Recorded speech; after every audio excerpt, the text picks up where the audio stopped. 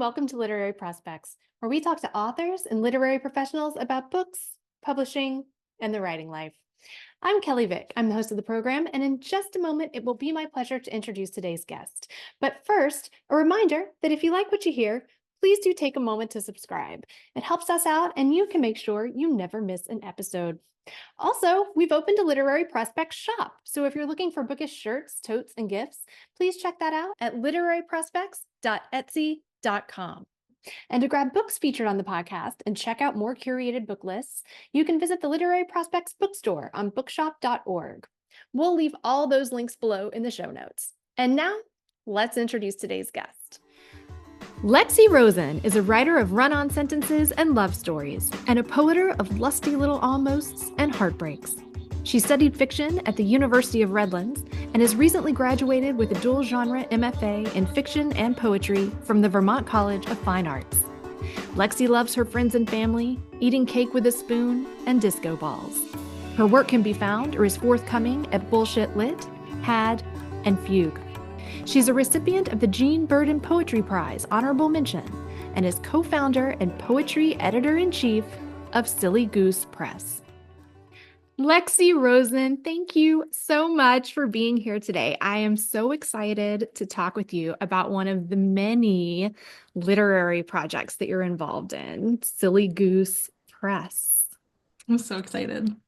I'm excited. I know that listeners of the podcast are going to be interested in learning about and submitting to new literary magazines that are popping up out there. So we'll definitely get into the specifics of what you're looking for and how people can submit and all that stuff. But I'm also really interested to talk with you about the mechanics of actually starting a literary magazine and taking on this ongoing role as an editor. So to start out, what is Silly Goose Press? Can you just give a general overview? How would you describe it? Yeah, Silly Goose Press is a literary magazine. We publish online only for now, with the goal of being print in the future. We publish 3 issues a year at this point.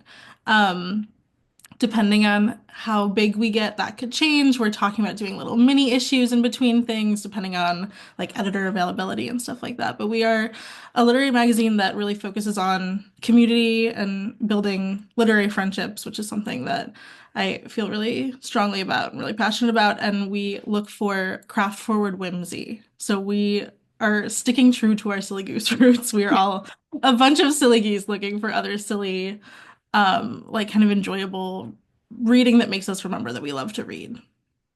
That's awesome. When did you want to start a lit mag? So, great question. I went to AWP for my first time in Seattle a couple of years ago, and I was overwhelmed by the amount of literary magazines. And so one may think that that would make me not ever want to start a literary magazine, but I felt like there was a hole that was not really being filled, or kind of a gap that was not being filled for happy writing. I write rom-coms and kind of lusty poems that are not necessarily super serious, and that's what a lot of my friends write as well. And we still wanted to be a part of the indie lit scene, but there wasn't really a designated place for us. So we just kind of one day, me and my co-founders, who are my friends from college, creative writers, we all were on a Zoom call just hanging out. We were like, what if we did that? What if we just started a literary magazine? We could do it, right? And we started doing more and more research, and it's a ton of work, a lot more work, I think, than any of us could have prepared for. I think we grew a little quickly, which was amazing. Yeah. But it's a ton of work. And yeah, it's been really cool to see happen. But we just kind of followed a gut instinct. Yeah. And then what happened? How did you get that idea to fruition? What Yeah. goes into it? So logistical steps. Yeah. We had the delusions first, right? So we had the I want to do this thing. And we had a lot of conversations about like, well, if we had a literary magazine, we'd want this. If we had a literary magazine, we'd do this. We really like that these people do this. We really don't like that these people do this.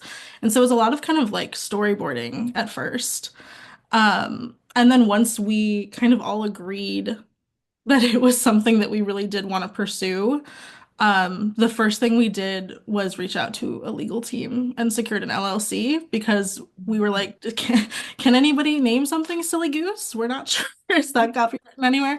So that was our first step. We actually made social media handles first because we were like, quick, in case anybody else thinks of this, this is something that people could think of, Silly Goose Press. And then we reached out to a legal team, and created an LLC. I think there's really two typical options for literary magazines. You can either be an LLC or you can be a nonprofit. And I have heard that it's a lot harder to be a nonprofit because there are rules about having like a board. So if you want to get anything passed, like if you want to make any changes or add any people or anything like that, it has to go through a board. And we didn't want to do that, so we went the LLC route. It's been, I think, the right choice for us so Yeah. far. So that was our next kind of step. And then from that point on, it was like, I guess we have to build a website. I guess we have to like create a platform. Somewhere to house it. Yeah. So our kind of techiest goose is Eric Enbaum. And they created our website. And then Parker Smith and Rhiannon Fisher are the other founders with me. Um, and we all kind of just like picked things that we thought we'd be good at to tackle. So Parker and I have done a lot of the social media content. Eric, like I said, has done a lot of the website building. Rhiannon has done every PDF that we've done. Rhiannon has made. And then we were like, okay, well, now we have to pick people to be in a literary magazine. So our first issue is all of our friends and people that we have known and loved and who have made a big impact in our writing careers thus far. And we were like, hey, we're doing something crazy. Do you want to be a part of it? And everybody said yes, which was crazy to me and very lovely. I felt very loved and honored, and I still get so excited when I know the people that we're publishing. So, yeah, that was really our first few steps. What is a typical day like now that you've gotten going? You just had your third issue, right? Yes. Yeah. Yes.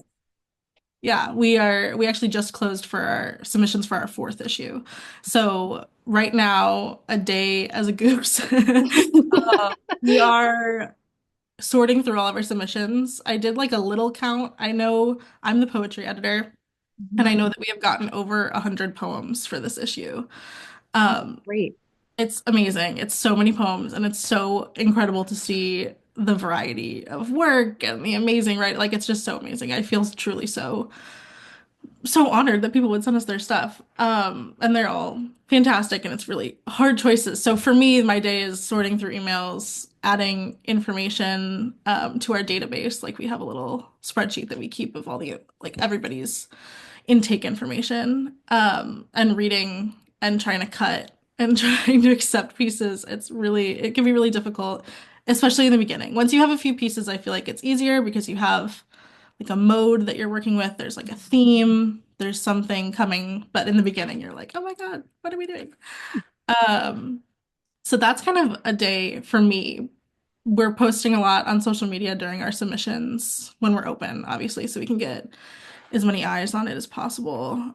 So that was a lot of our work like last month was being present on socials and being like as public facing as we could be, um, and fielding questions and that kind of stuff. But for now, it's a lot of reading and editing. Eventually, in the next couple of weeks, we'll start being editing, copy editing, that kind of stuff, and then formatting, which is not You mine. say formatting with a little bit of disdain, Lexi. It's tricky. I don't like.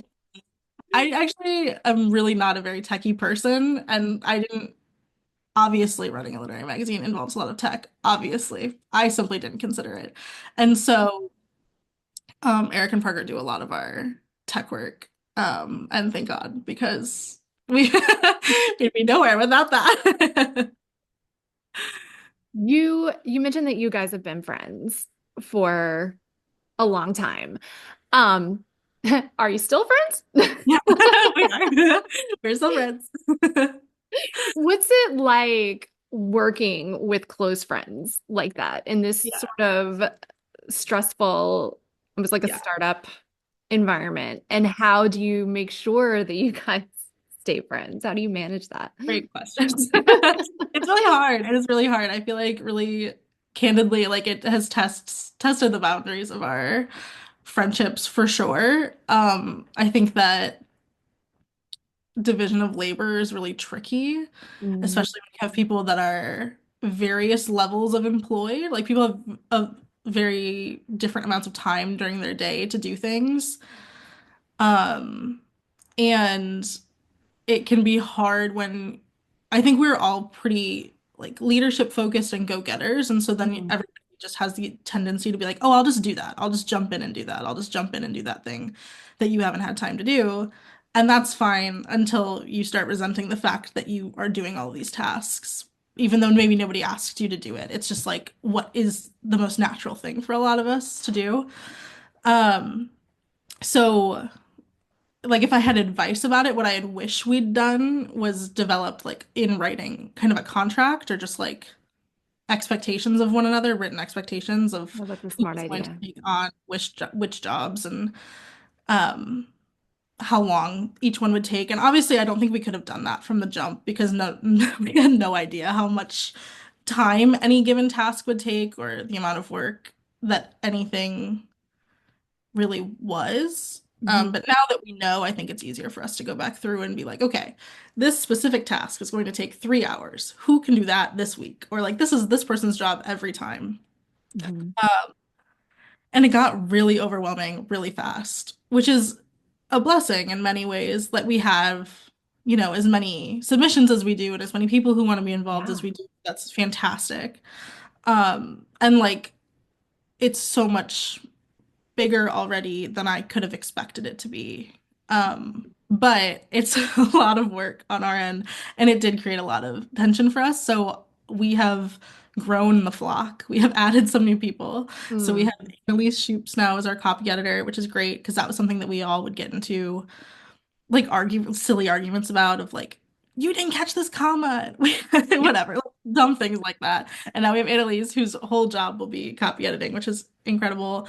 Um, and then we have Ian Wirtz, who is our fiction editor now. So he will be working kind of under and with Rhiannon to help sort through. We get a lot of fiction submissions, which is amazing. And they are longer, obviously, than like the poetry submissions. So I can kind of skim through quite quickly, and it takes them a lot longer to go through all of the prose pieces. So Ian will be helping with fiction, which is amazing. And I know he's already sent some acceptances and rejections, which is so exciting. Oh, cool.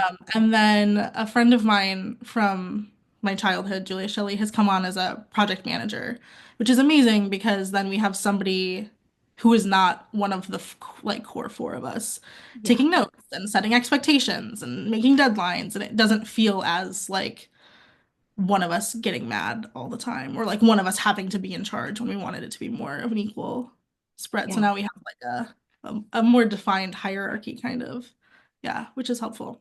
Why do you think you've grown so quickly? That's a good question. I'm really on X and Blue Sky, Twitter and Mm, Blue Sky, like every day I try to be with Silly Goose, and I think that has helped. Um, I think we're different from a lot of literary magazines. I think it's like we are very, I mean, it's called Silly Goose Press. Like how serious can it be? And we are really kind and we are really like writer focused. So we do a lot of revisions with people and we if we don't take a piece a lot of times we will give notes about why the piece didn't work or like here's what you could do if you wanted to send it back and I think that's kind of rare in the literary mag mm, community just because people are inundated with their with work so it's hard and like that only functions for us at this point because we are small enough that we can handle that yeah. But I think it does make us different. I think it makes us approachable too. I think like Silly Mhm. Goose generally is approachable. So I think that's part of it.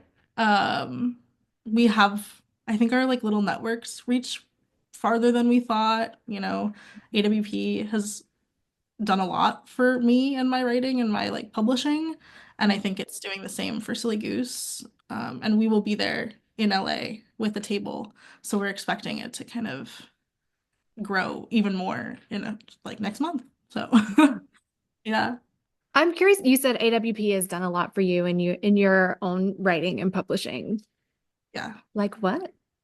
I have a few poems that are out because I met editors at AWP and like made a relationship, and um either they like then recognized my name when I sent my work in, or they Mhm. asked for my work, which is really cool. I think it's just made me I'm less afraid of publishers too, and I'm like less afraid of the literary magazine. Like it's so scary to send your work out and it's so vulnerable and it's so much work constantly to be like constantly sending your work out, especially poems, like because they're so small, and you Yeah. have to send so many to so many places to really feel like you're getting anywhere. And so I think meeting the editors at AWP really kind of broke down the wall for me, and it was less scary. It was like, oh, this is another girl who's in her 20s who's, running a literary magazine, and maybe she would be a good audience for my work, or, things like that. Yeah. Why are literary magazines important? Ooh, I like that question. Um, I think it's important to share your art. I think that's really key. I'm somebody who like I don't think that I would exist without my community. In like a very kind of like literal way, I wouldn't be the person I am without the people that I know and all of that. But I also like I don't know how I could be a person without people. Like I'm so Mhm. people focused.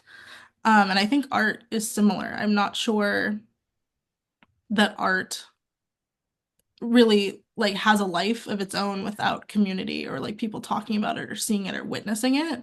Mhm. And so I think that literary magazines are just kind of a way in.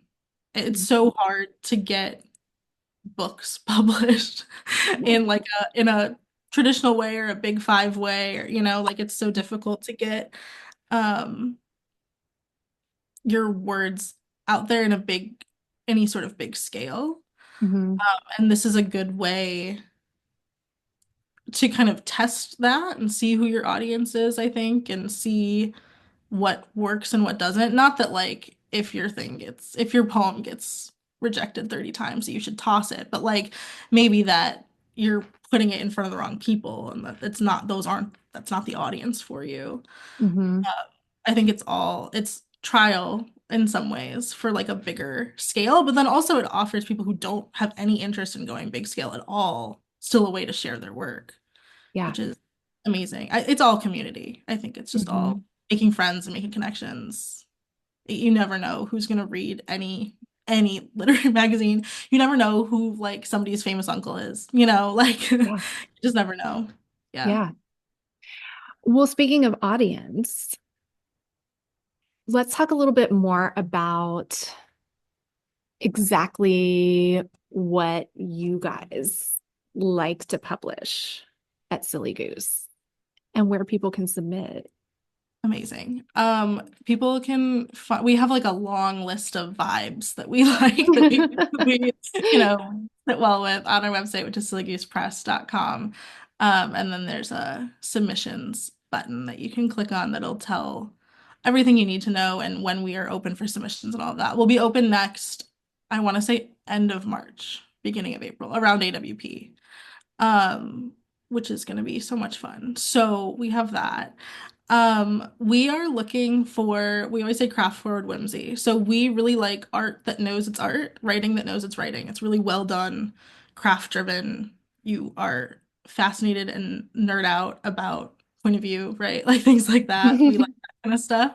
Um, Something that's like kind of towing the line of like literary and not, right? We want like the work I think that goes into literary writing, the knowledge of craft and the display of it, but then we want fun, lighthearted things. And not everything has to be lighthearted. We do take a few serious pieces here and there, but it's usually that there's some sort of there's whimsy, there's hope.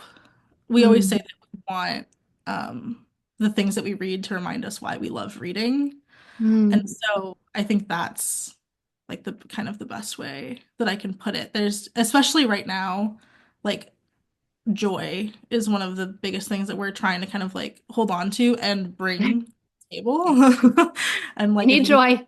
yeah, we need joy, we need like pleasant, happy thoughts. Yeah. So if we can like bring this issue of like really incredible, lovely, kind of feel good pieces to the community, then I think we'll be doing our job well. Yeah, that's so great.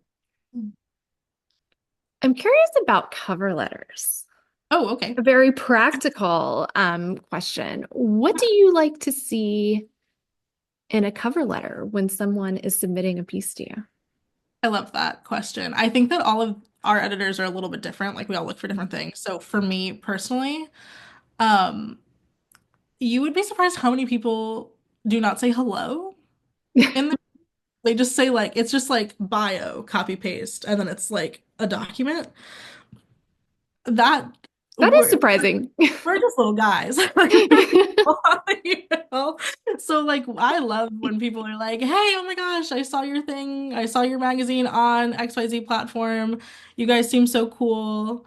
Or like, "Oh, I read this piece and I loved it." That's always really exciting that we can share with the other writers, like that people are reading their stuff. Mm. Um, it doesn't have, I like don't want people to see this and then be like, I need to suck up in my Yeah. cover. Because I don't think that's what it is. It's just like acknowledging the human connection between an email, like, you know? Mhm. So I look for friendliness, like that they are willing, like we are such a community focused experience. I think that it's Mhm. really important for people to be human first and then writer second. So people that say like, hi, really, I guess Just that's really hi. bottom of the barrel. Like, hi, I'm so so. I found your magazine here, or like some sort of relevant connection to the magazine, why we might want their work or why they think their work fits. A lot of times people will be like, I saw on your website that you really like I just had somebody say, I saw that you really like Taylor Swift. Mm. So here's a poem based on a Taylor Swift song, which is amazing. And like I know I'm gonna be excited to read that poem. Um, so I think some sort of like connection is really helpful. If they have any questions, that's always helpful, I think, too, in our cover. We're like really, we're pretty chill with our cover letters. So like any things that we can clarify is really helpful. A bio. I would say about bios, we get a lot of bios that are, um, it's like a list of 100 literary magazines that they've been in, Mm. which we cannot use. We cannot put that on. Mhm. It's too long, and it doesn't really tell me anything about you as a writer or a person. It just like is a list of your accomplishments, which are great, and I'm so proud of you. But it's not quite the vibe. So Mm. I think like funny, silly bios that show like humanity are always really helpful. I have started really, I didn't really have an opinion on this. And when I was submitting my own stuff, I was always like, I don't know why anybody would do that. But as an editor, I'm like, oh, please list the names of your poems. Please list the names of your stories or whatever in the cover letter because it's so much easier for me going back to try to when I'm trying to remember who wrote what or trying to put things into Mm. my spreadsheets. It's that's Mhm. much easier than like scrolling through all of the docs. Um, and then I feel like my other thing is just like just make sure you're following the directions on the website. Every literary magazine is different. Everybody has different preferences and different formatting desires and all of that. And if they don't have it on their website, then there's, you know, use your best judgment. But most literary magazines are really pretty specific Mhm. about what they want from you. So just follow that and you should be good to go. We actually Ve- have an example of a like a good cover letter that our goose, like the goose of Silly Goose Press, is named Sir Goosington the Third. We have a cover letter written by Sir Goosington the Third on our website in case people are like, "Ah, what's a cover letter?" That's really helpful. All of you guys. Really fun to write. Do you have like a major turnoff in a cover letter or submission that just drives you nuts?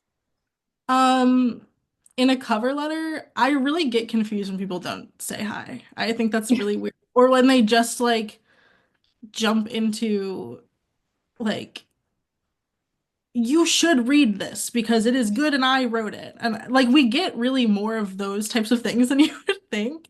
Or people that very clearly are mass submitting, which like get it. I respect the game. Mhm. Just make sure that you're tailoring to who you're submitting to, or else it like you can tell that you've mass submitted. Mhm. As far as submissions go, we for some reason get a lot of like religious poems, and I'm just not the girl for it. And some Mhm. of them are really, really good, but they're just not the right Mhm. fit. So I feel like when people don't read the like previous issues or like the submissions guidelines, like we're pretty our expectations and desires are pretty clear. Mhm. So it's always strange to me when people send something that's like this makes no sense at all in a magazine called Silly Goose Press. Like that's always interesting to me, but what can you do? You do. So you're doing all this work with Silly Goose. Mhm. You've also write fiction. You just got your MFA with concentrations in both, which we will discuss momentarily. Um, but first, I want to know how you came to writing. Oh, um, I this is a silly answer. When I was in high school, I was a sophomore, in an English class with a teacher named Miss Fraser, and she was a hard ass, and Mhm. she was really, really a very difficult teacher. And we had to do a creative writing assignment, and I was like, "Pfft, easy, I'm good at that, whatever," and just like whipped it up and submitted it, and she flunked me on it. And I was like, oh, well, now I have to win at this. Now I have to win writing. So, so I took it serious. I started taking it seriously and I started like writing in my free time. I wrote fanfic, a lot of fanfic. That was really my way kind of in was fan fiction and plays. Um, Mhm. so I wrote one act plays at my high school that I got to direct or that other people got to direct, which was really cool and interesting. And it has definitely that I think writing plays first really like altered my understanding of fiction because time moves funky in my stuff, I think Mhm. because of Mhm. plays. Um, but yeah, it was spite. Fully spite.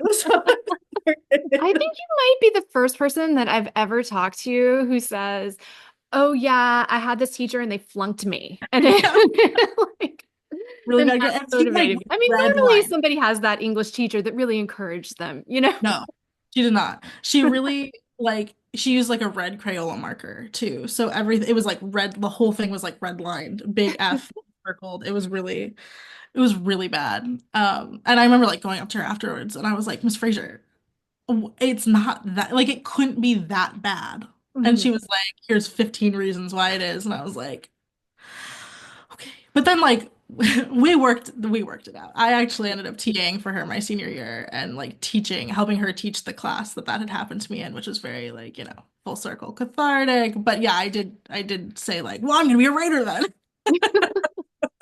in that class. I remember saying it to my friends in the hallway.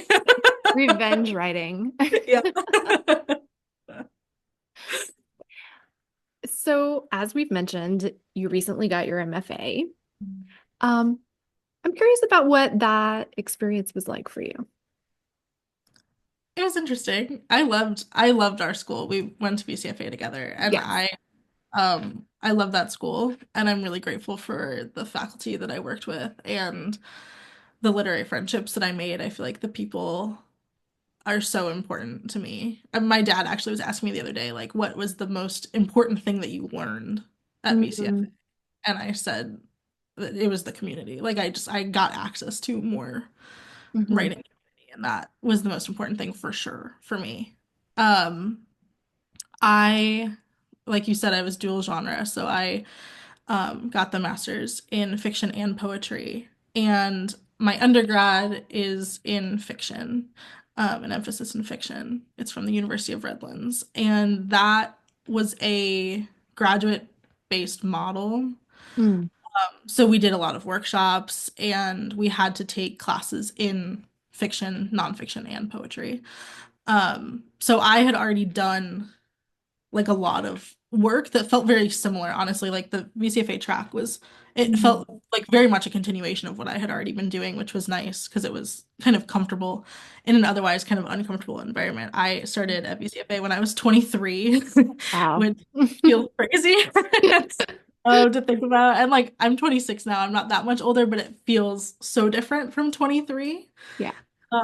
So I think knowing like the way the workshops went and like expectations of faculty and fellow students and stuff was really comfortable and helpful. Mhm. I applied to VCFA with fiction and poetry, expecting to get in for fiction and not poetry, but I was like, whatever, I'll try it. I want to be a professor one day, so like having both will make me more marketable eventually. But I was like, I never took poetry seriously. I thought I was pretty bad at it. It like just wasn't. I didn't really care about it. I wasn't interested in it. It was just something I had to do in my undergrad, so I had the Oh. kind of experience for it. And then I came to VCFA and um, I met Jeff Bouvier, who was my poetry faculty for 2 semesters. And he for sure totally changed my life and my writing. And I don't think that I would call myself a poet without him and his teaching, which is a result of VCFA. So, and now like I'm the editor of the poetry section of the Yeah. magazine. So it really was kind of a big jump. And I grew to love it and understand it. And I still feel kind of like a baby in it. There's so much reading that I haven't done because it just wasn't of interest to me when I was younger, and so I'm still learning a lot about it. But I love it so much now that like it's easy, not easy work, but it's fun work. It's good work to do and it feels fulfilling. And so Um, yeah. And then I guess like the other half of that is that I write rom-coms, so I came into an MFA screaming about writing romance, which is not perhaps the typical situation.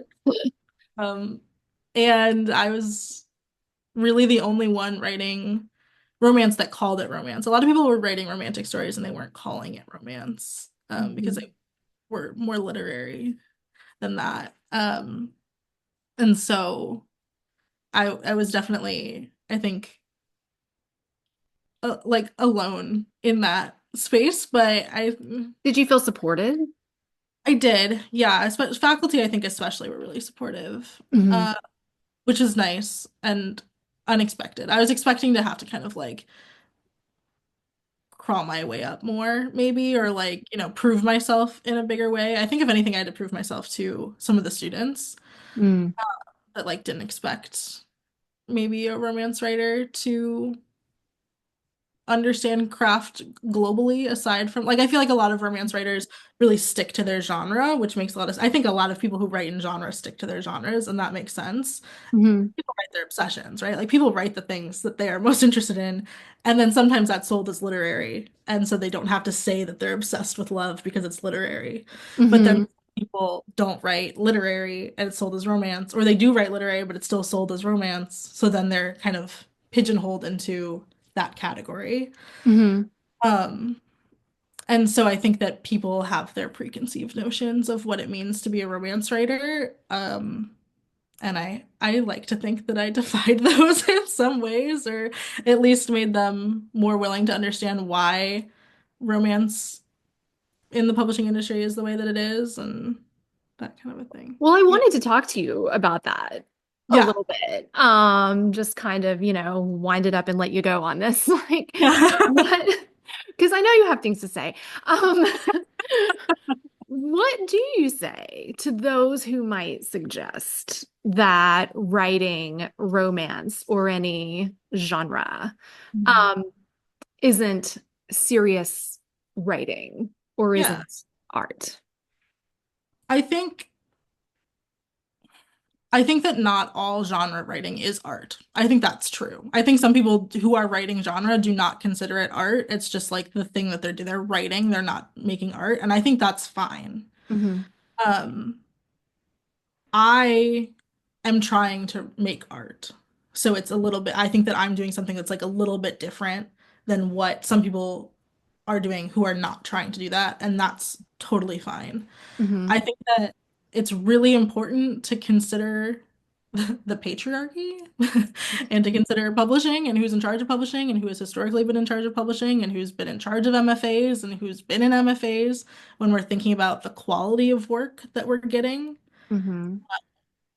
One of my friends the other day was like, why is every romance novel the exact same over and over? Like, why is that? Why do people read it? And I said, great question. Um, First of all, they're not. But sure, let's think about like common plot structures. Mm. Most genres have conventions, right? So romance has like a few conventions that most people stick to. Obviously, there are things that like have to be true about a romance novel. Like there has to be a happy ending or a happily for now Mhm. for the characters for it to be considered a romance novel. Though sometimes publishing gets funky with that, but like that is like the rule. Mhm.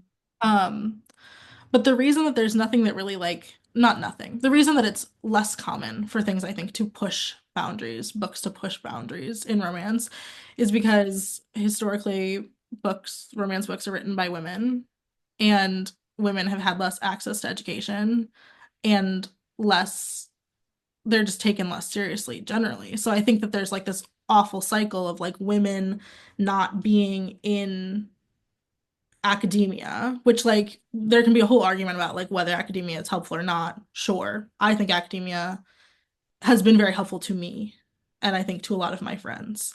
And Mhm. so, and I have grown a ton as a writer from being in academia. And so women are not in the room. They're not in workshops. They haven't historically been in those workshops. Um, and then on the opposite end of that is like I think a lot of publishers are publishing work that is not as craft focused as like literary stuff in romance because they're like, well, it's just women reading it. Mm. It doesn't matter. It's just going to be women reading it. It doesn't Mm. matter. It doesn't matter if it's well done. It's just women. And Mhm. it's just written by women, so it doesn't. We don't really expect them to be good at it.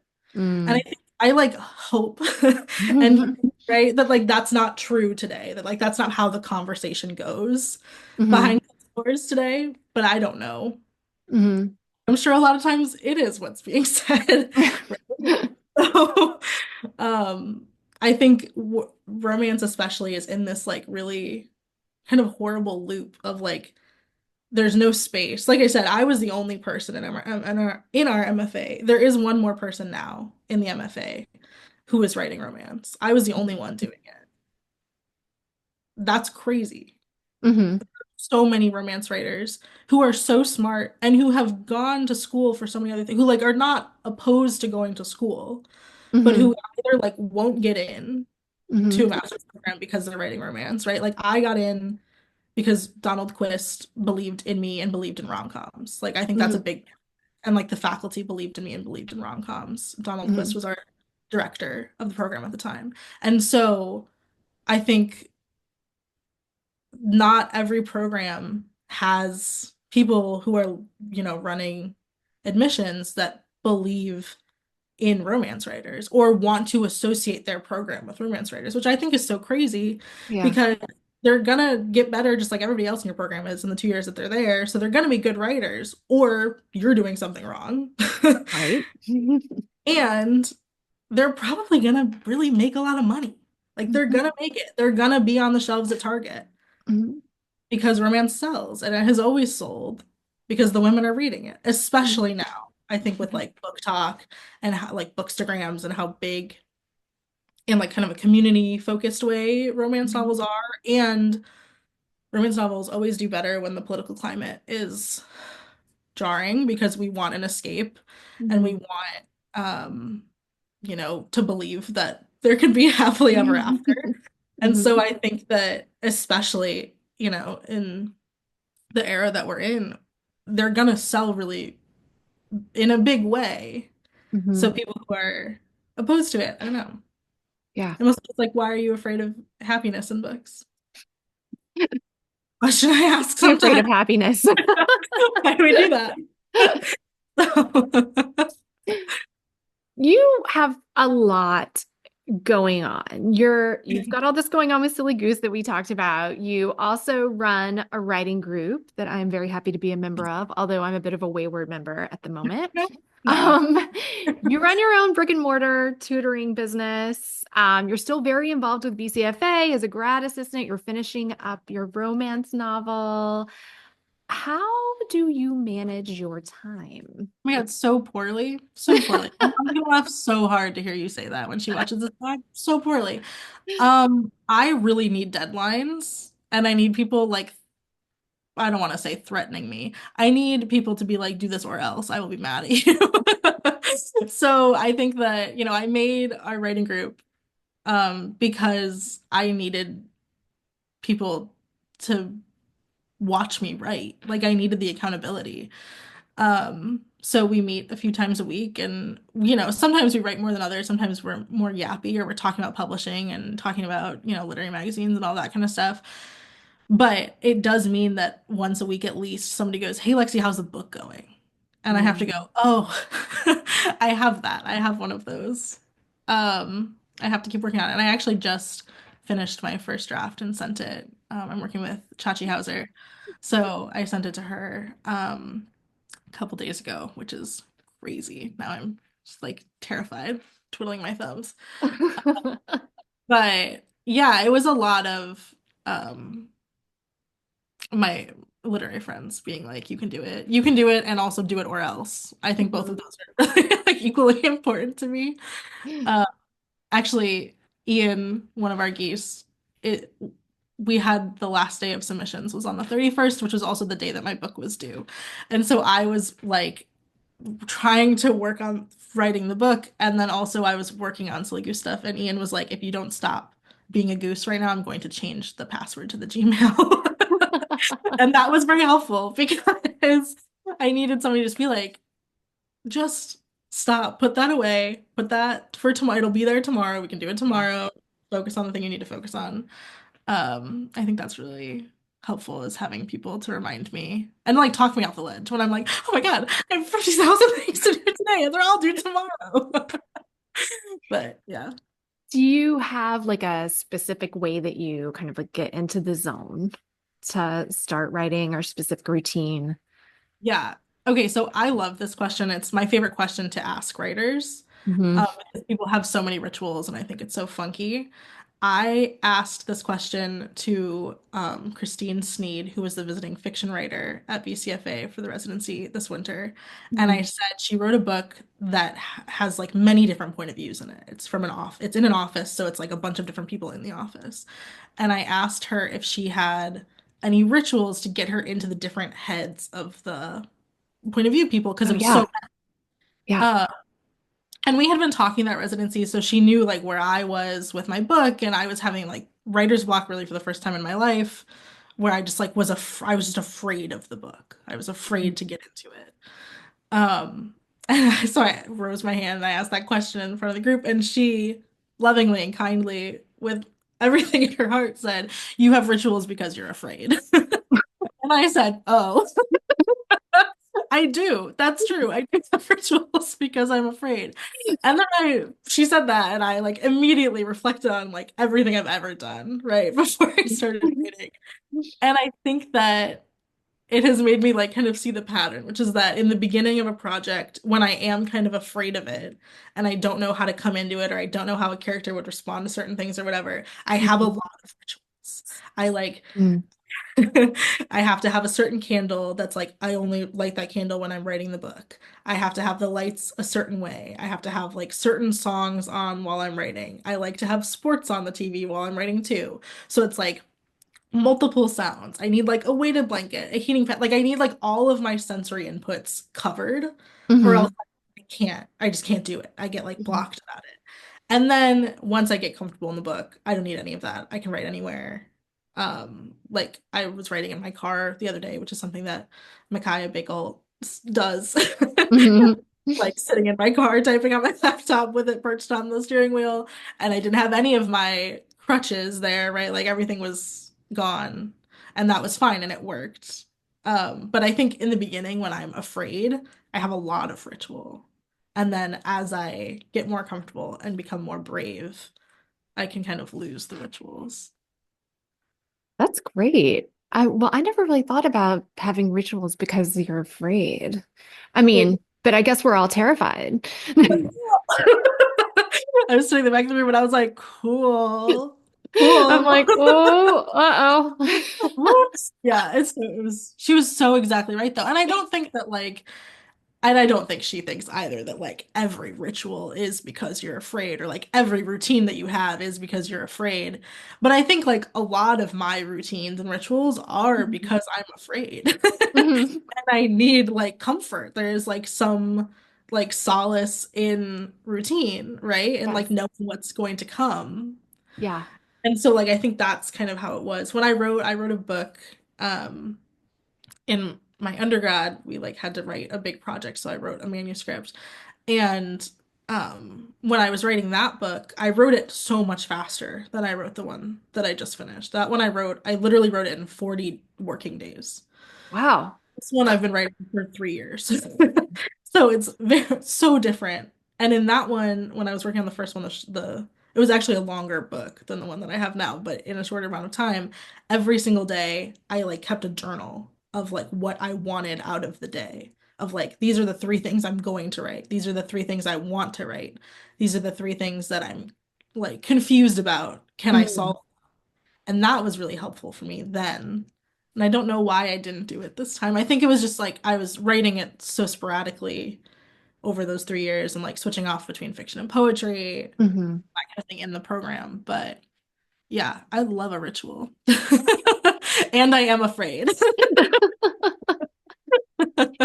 Do you consider yourself a plotter or a pantser? Are you plotting ahead or sort of, okay, pantser? Yeah, I mean like in some ways sure, right? Like it's a romance. So like Mhm. I know where we're going. Yeah. But no, I have no idea how we're gonna get there. And in fact, often I'm like, okay, I'll get to a point where I'm like, okay, I know where we're going. And then I'll like start writing and I'm like, why aren't they doing what I'm what I'm telling them to do? Not- They're not going where I want them to go. And I just have to let it ride. I don't understand people who plot really heavily. Are you a plotter or a pantser? No. Yeah. I Yeah. wish. I wish I I can't, was. I'm trying to learn how, but I no. know. I can't envision it at all. I mean, like I use, like Blake Snyder's beats sheet and I consider plot, Mhm. but I don't like it and it makes me feel confused and confined. And I like have had to, write outlines for BCFA. Like my Mhm. faculty, Adam Mhm. McComber's like, give me an outline or else what is this? And I was like, I don't know what it is. It's not done. How would I know what it is? So Yep. What is your best advice for people who might be like just starting out on their writing journey? Maybe they have a story sitting on their computer, but they're not sure what to do with it. Maybe they're thinking about an MFA. Maybe they want to start a lit mag. What's your advice? Um, it's in line with everything else I've said. Make sure you have a community. Or Yeah. if you don't have one yet, make sure that your primary goal is creating one. I think a lot of people get MFAs because they don't have a writing community and they want one. And I think that's beautiful and brilliant and perfect. And that's what we should be doing. Um, I think if you are like a very baby writer and you just have some stuff in your journal or on your computer, I think like the first step is sharing it with somebody. And maybe that's like sharing it with a literary magazine. Maybe it's sending it somewhere to try and get an MFA. But I think it should be sending it to a friend who you know, especially, I mean, like you have to know what you want. So like I have different people that I send for different reasons. Some people will give me really incredible feedback and helpful critique, and then some people will be like, "You're the best writer in the world. Oh my God." And both of those things are so important and so helpful. And I think especially when you're like so fresh to translating your stories from brain to page that you just need support and you need people to want you and want your work and want to read more of it. And eventually you'll get to a point where you can revise it and share it in like a judgy way. The judgy way being like a magazine or, going to a school or something like that. Um, I think that's so important. And then if you're thinking about submitting to a literary magazine, just do it. Do it and know you're gonna get rejected a billion times. And like that's like has nothing to do with you. I think that's actually maybe the thing I've like the biggest lesson from Silly Goose for me. Mm. It's made submitting for me so much easier because I know how much incredible work I am turning away every issue. And it is not because it is not good. It is not because I like hate the writer and wish, like you get in these thoughts of like, oh my God, they want me dead. I guess they want me dead. I'll write again. It's fine.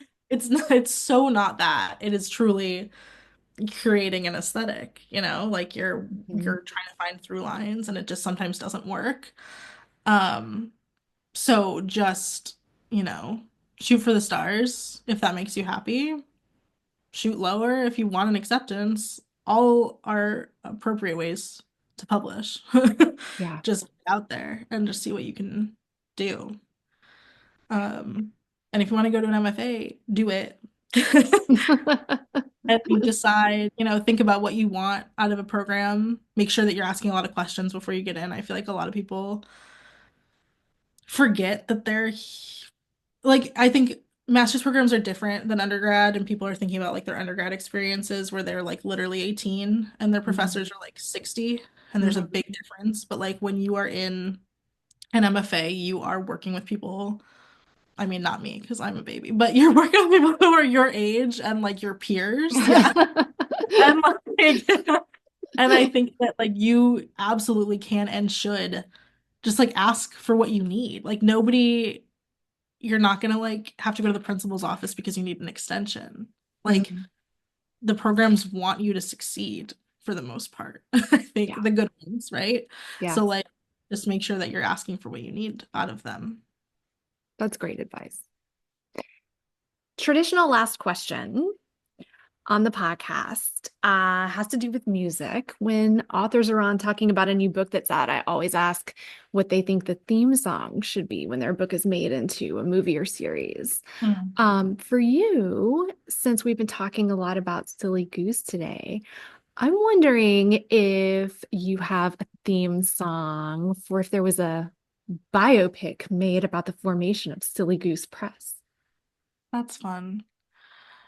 Um, I feel like so, I mean like any song about friendship, right? Like it's and like love and community and understanding. I feel like some Beatles songs probably would be like the add the nostalgia vibe as well that we'd want to Mhm. pick in 100 years or something. But yeah, I think just anything. Honestly, like I'm kind of thinking about like lullabies. Like it's something that I think is so comfortable and it's so much work, but it's so comforting to all of us. And like one of the big reasons I think that we made the literary magazine was that it's me and three friends from college, and we all live in very different places now. And we all lived together in college, and then we had to move out of the house because we were adults and had to like go do adult things in separate places. And I was like, I need to legally bind my friends together. I can't let them leave. I can't let them, like grow into other relationships. They have to stay my friend. So sign an LLC. I think like in so many ways, like that group of people is home to me. And so I don't know, maybe like Rivers and Roads. That could be a good one. Um, yeah. That's really beautiful. Aw. Lexi Rosen, thank you so much for coming on. It's been so much fun having you on today. Thank you for having me. This is so fun. I loved it. Thanks for joining us on Literary Prospects. If you liked what you heard, please subscribe and leave us a review. We'll see you next time.